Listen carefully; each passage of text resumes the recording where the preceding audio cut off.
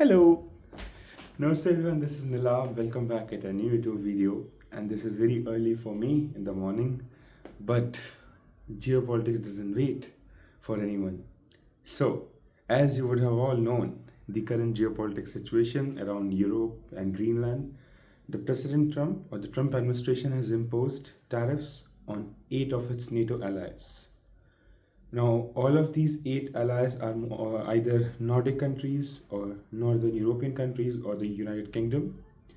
And these tariffs, which is the 10% tariffs, will be imposed from 1st of February, or these will be increased to 25% tariff in the month of June.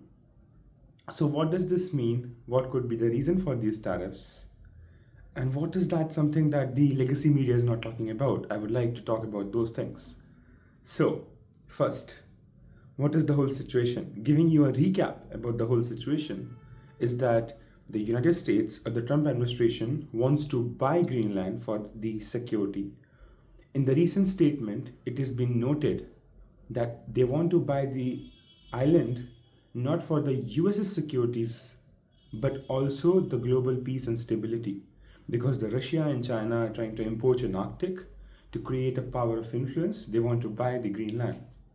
Now, do I agree with this point, or should you agree with this point? It's totally up to you. No one can influence that point. But US already has one of its airbase, which is on Nuke, NUUK, and they operate it from like Cold War. It was during Cold War that they made that airbase over there, and the reason for that construction of the airbase was to detect early warning satellites, to make sure that you have early warning detection systems over the Arctic for the Russian or Soviet ICBMs coming all the way to the northern American continent. And talking about the reaction from the Trump administration, many people would say that this reaction can be directly equated that to basically force the people to sell Greenland. But why put sanctions on the other 7 countries? I mean, I understand about Denmark. That's completely understandable. But why France, Germany, Norway, Sweden, Finland, Netherlands, and UK? Why? Now, people would say that due to the recent deployments of their armed forces in the Greenland, this is the reason. And I might agree with that. I actually agree with that. But I would say that the whole geopolitics situation with the US intervention in Iran, with all those commentaries, and the US clear intervention in Venezuela, and the European countries which clearly went out on a limb to support it, and some European countries which were very diplomatic, I would say that these things are something which influence the current Trump administration statement. Now, what do I mean by that? We have seen that Italy is not tariffed. We have seen that Spain is not tariffed. Of course, Italy and Spain didn't send their soldiers to Greenland for the increased deployment or to enhance the Arctic security. That's completely fair point. But what does this mean for the future alliances? Now, this current situation is truly geopolitical situation, because we have seen that there's so many conflicts. For me, there are currently 5 conflicts on the table. First is, of course, the oldest, the Ukrainian thing. Second is the Venezuelan thing. Third is the Taiwan. Fourth is Iran. And now we have Greenland too. So there's stuff happening where the top world powers, European powers, are involved. There are conflicts and there are issues in Africa and other Latin American countries. But these 5 are at the top, where some or another, some nuclear powers are directly involved. Some world powers are directly involved, and this means a lot. Canada hasn't took a stand yet. For me, the country which would be pivoting for this whole Greenland situation was United Kingdom, because United Kingdom is the only country which is not in EU, and they are highly dependent on United States for trade and other bilateral ties. Continuously bailing their economy out, all these things, only United States can do. And that's what's totally understandable if United Kingdom would have pivoted towards United States. But what we have seen, I mean, it was, I think, yesterday morning when the Trump administration tweeted that statement, and it didn't took even hours for all these leaders from Sweden, from Emmanuel Macron, Keir Starmer to reply immediately that we respect for peace and territorial integrity. And the thing is that if you see the statements of these world leaders, they are varying. Such as Keir Starmer says that we are trying to make your United States come up on a dialogue table, maybe try to find some middle ground. Same as you can see from the Swedish Prime Minister or the leader, but Emmanuel Macron might have a little bit stronger tone. And as you can see, few countries have clearly said that tariffs are not the way. Tariffs undermine the whole situation. That was the same statement from Ursula von der Leyen, the president of the European Commission. She has clearly stated that tariffs are not the way.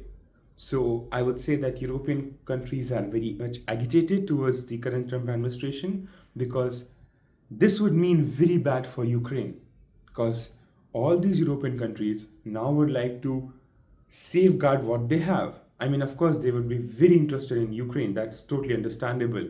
But Ukraine is something which is at risk. But they would want to safeguard the current Greenlandic territory of the Danish kingdom. Because if they lose that, that would mean a hell a lot bad for Europe.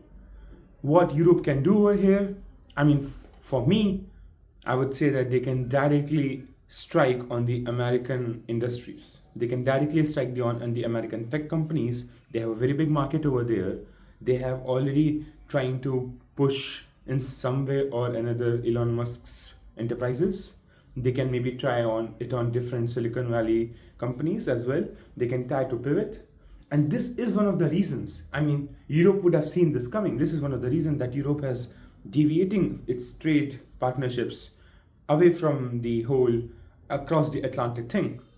Recently, their trade ties, the recent free trade agreement signed with Mercosur, which is the South American continent trade alliance, has proved that the European Union is not. They don't want them to limit themselves just across the Atlantic.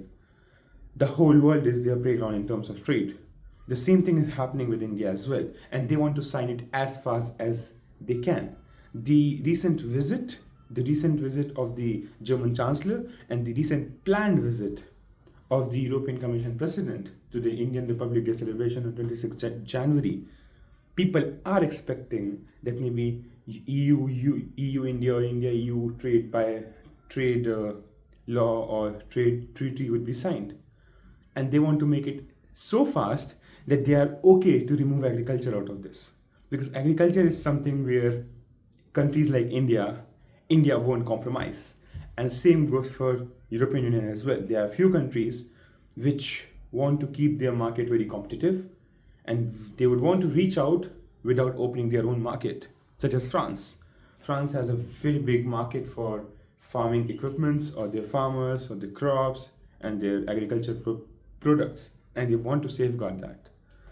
So, talking about this whole situation, what this would mean for NATO, that is going to be very interesting to see.